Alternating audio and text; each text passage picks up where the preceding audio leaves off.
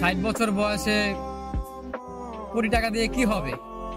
যদি 18 বছর বয়সের শখগুলো পূর্ণ করতে না পারি কি হবে? শেষ মুহূর্তে 100 কোটি টাকা কামিয়ে কি হবে?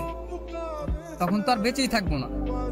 এখন এই বয়সের শখগুলো যদি পূর্ণ করতে না পারে, ছেলে মানুষ বয়স 18 হওয়ার পরই সে বাস্তবতা শিখে যায়, সে পরিস্থিতি বুঝে নিতে শিখে যায়। দায়িত্ব কি জিনিস তাকে শিখাতে হয় না, এমনিতেই বুঝে যায়। 18 বছরের পর একটা ছেলে বেকার থাকার যে কি যন্ত্রণা সেটা কেউ বুঝবে না।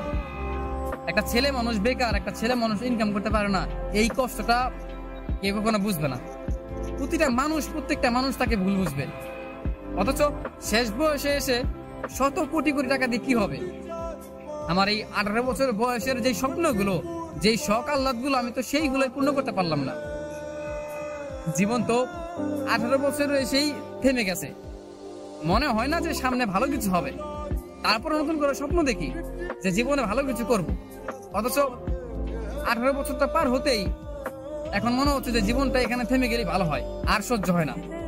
এত কষ্ট, এত যন্ত্রণা, এত চোখের সামনে বারবার ভেঙে পড়া, এগুলো সহ্য হয় না।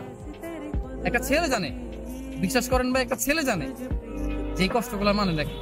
বয়স 18 হয়ে গেছে, তার ইনকাম নাই, তার স্বপ্ন পূরণ নাই, তার শখ আল্লাহ সব মিশে যায়, মানে সব ভেঙে যায়, চুরমার হয়ে যায়।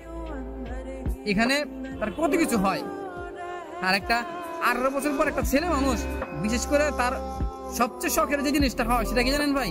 সেটা হচ্ছে একটা মেয়ে মানুষ।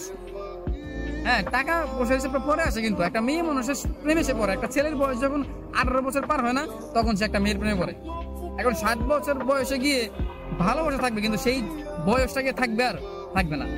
60 বছর পরে গিয়ে যদি আমি 100 কোটি টাকা পাই বা শখের মানুষকে পাই, তখন কি লাভ হবে? বাঁচবই বা কয়দিন? মানুষ বাঁচি বা কয়দিন? কেন যে জিনিসটা চায় সেই জিনিসটা পায় না, কেন?